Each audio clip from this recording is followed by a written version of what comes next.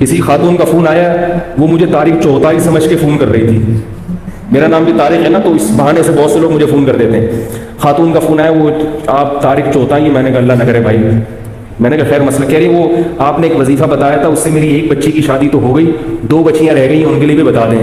میں نے کہا کہ اللہ کی قسم وہ اس وظیفے سے نہیں ہوئی تھی، وہ ویسے ہی ہو گئی تھی، باقیوں کی بھی دعا کریں ویسے ہی انشاءاللہ ہو جائے.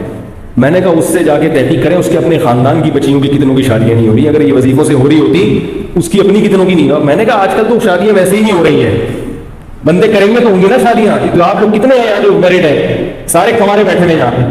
جب کرو گے گی، عمریں نکلیں گی تو الٹے لٹک کے وظیفے پڑھو، سیدھے لٹک کے وظیفے پڑھو، کچھ بھی کرو ہوگی.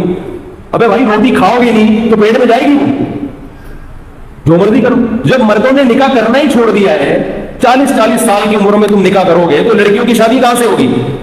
اور ماں باپ اپنے بیٹوں کو شادی کرنے نہیں دیتے، لڑکے تو کہاں کرنے دیتے شادی، اور روتے کہ ہماری بیٹیوں کا رشتہ نہیں آ رہا. تو بھائی اس لیے نہیں آ رہا کہ دوسرے کے باپ بھی اپنے بیٹے کو شادی نہیں کرنے دیں. ایک چھوٹی سی بات کیا تو وہ موضوع آیا ہے چھوٹی سی، پھر میں اصل موضوع کو بس سمیٹتا ہوں کہ آپ ذرا گچی پکڑ کے رکھیں اس کی. آج کسی کا فون آیا کہ وہ ہماری کوئی خاتون تھی، وہ بیوہ ہو گئی تھی، یہ ہو گیا تھا، فلانا ہو گیا تھا، اب بڑی مشکل سے ان کا ایک جگہ رشتہ طے ہو گیا ہے، 1 سال کے بعد شادی ہے. میں نے کہا 1 سال کے بعد کیوں ہے؟ کہہ رہے ہیں وہ لڑکا کہہ رہا ہے کہ میں پہلے اپنے پاؤں پہ کھڑا ہو جاؤں. میں نے کہا آپ لوگوں کی طرف سے تو دیر نہیں ہے نا. کہنے نہیں، لڑکا کہہ رہا ہے میں پہلے گھر بنا لوں، میں کمرہ بنا لوں، میں یہ کر لوں. میں نے کہا ان کے گھر میں کوئی کمرہ نہیں ہے؟ کہنے ہاں ہے. میں نے کہا کیا وہ کھاتے نہیں ہیں؟ کھاتے ہیں صبح ناشتہ بھی.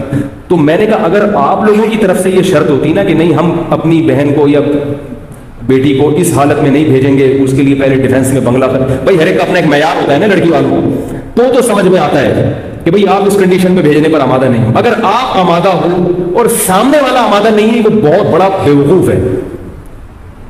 وہ کہنا تو بہت بیوقوف، بہت ہلکا لفظ ہے اس کے لیے، لیکن کیا کریں بھائی تقدس بھی تو ہے نا کوئی مسجد کا، اور اسی پہ کلپ آ جائے گا.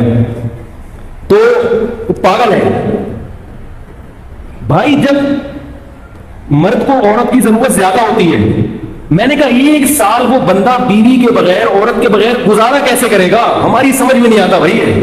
اس ماحول میں جب تمہیں لڑکی خود اپنے حقوق سے دستبردار ہو رہی ہے، وہ کہہ رہی ہے کہ بھائی میں اسی روکھی سوکھی میں تمہارے ساتھ گزارا کر لوں گی، تو لے آؤ یار، فوراً لے آؤ جا کے. بولو ٹھیک ہے، اور کیا چاہیے، گھر بھی بنتا رہے گا، تنخواہ بھی ہوتی رہے گی.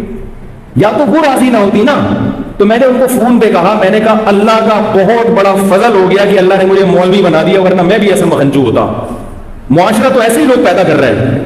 کیسے 1 سال خدا کی قسم روزے رکھ کے گزارا ہو سکتا ہے؟ میرا یہ نظریہ ہے.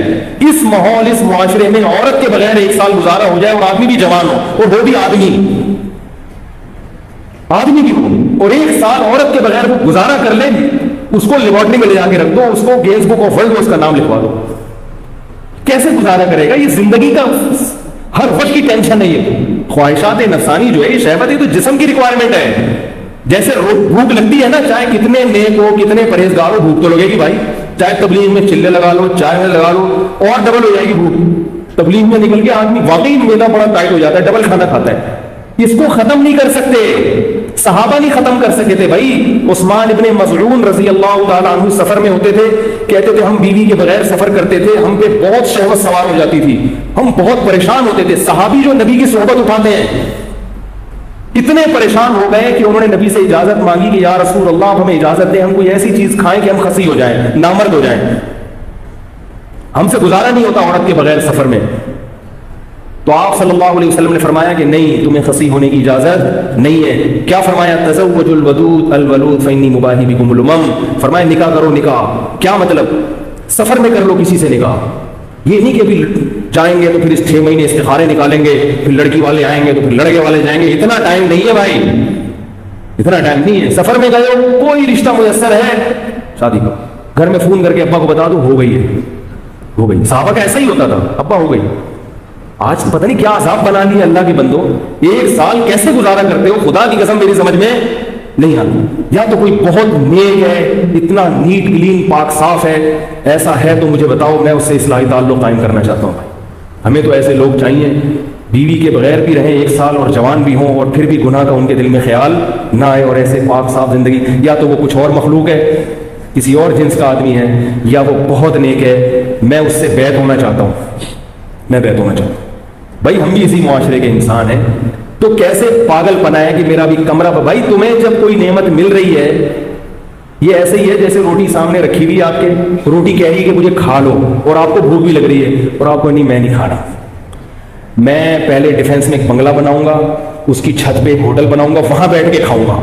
تو آپ اپنا ہی نقصان کر رہے ہو نا. جو 1 سال آپ کو صبر کرنا پڑے گا, یہ خود اپنے لیے ٹینشن ہے.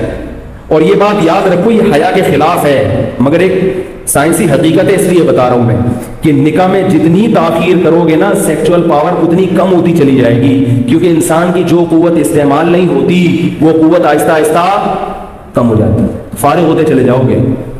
یہ میڈیکلی آپ کو جسمانی نقصان ہوتا ہے, کیونکہ جو قوت آپ کی استعمال نہیں ہو رہی نیچرل طریقے سے, گناہوں میں نہیں, حلال اور نیچرل کو طریقہ اگر نہیں ہوگی تو آہستہ آہستہ آپ کی جسم اس معاملے میں کمزور, اوپر سے بڑے ہٹے کٹے ہو گئے, باڈی بلڈر بنا ہوا ہے, کٹس دکھا رہے ہیں لوگوں کو, لیکن اندر سے کیا ہو جائے گا, مردانہ قوت اس میں آہستہ آہستہ ختم ہو جائے گی, کیونکہ جو قوت استعمال نہیں ہو رہی تو وہ قوت ختم ہو جاتی ہے. آپ چلنا چھوڑ دو تو آپ کی ٹانگیں مفلوج ہو جائیں گی کہ نہیں ہو جائیں گی, کیونکہ ٹانگوں کا کام ہے چلنا. اگر آپ نے ٹانگوں سے چلنے کا کام نہیں لیا تو ٹانگیں کیا ہو جائیں گی, سننا چھوڑ دو گے تو سماعت ختم ہو جائے گی, دیکھنا چھوڑ دو گے بصارت ختم ہو جائے گی. تو اسی طرح اللہ نے جو انسان میں ایک ڈیزائرز رکھی ہیں, اگر یہ استعمال نہیں ہوں گی تو آہستہ آہستہ کمزور ہوتے